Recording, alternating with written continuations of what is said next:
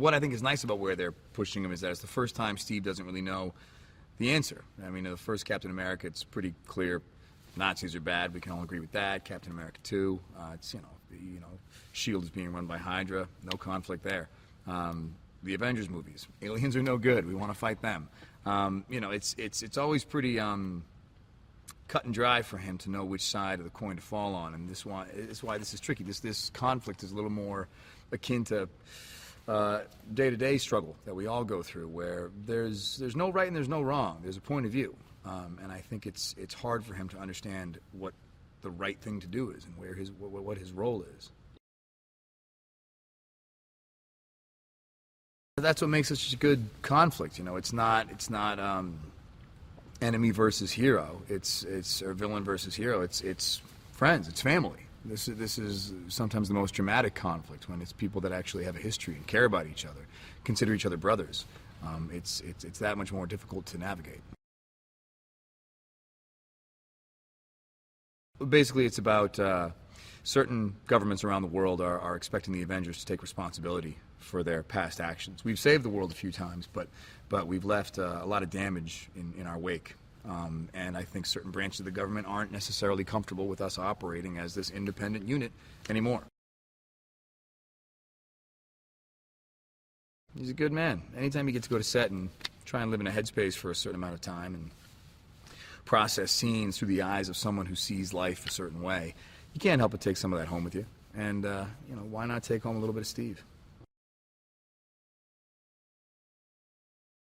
It's a grounded story. It's the best. Russo's, they make human stories with a superhero feel, as opposed to a superhero movie with, human touches. They're just, it's real storytelling about genuine family conflict. That's what makes it so great.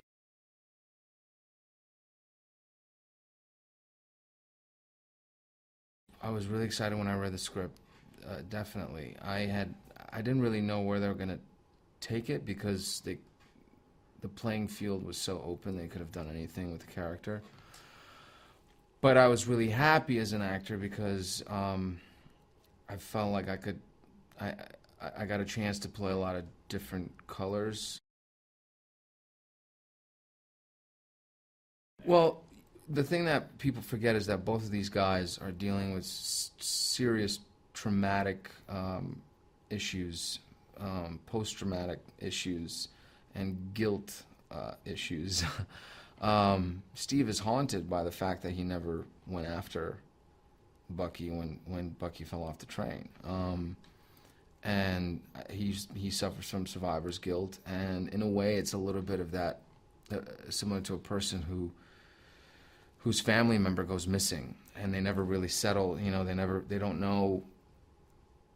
don't really kind of settle into what really happened. And I think it's similar like that for Steve, and also that he feels responsible for it. And of course, for Bucky Barnes, he's on another level, because he's learning about what a killing machine he's been and how much damage he's done across the years.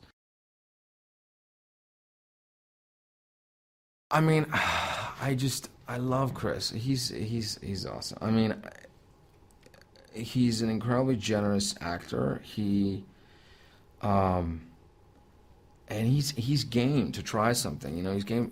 He'll go there with you. Like he'll want to find a cool moment in the scene. He's open to ideas. I mean, it's good in these movies you want to feel like, in my opinion, that you're on a team, that you're working together towards making a cool project, so to speak, and you definitely feel that with Chris.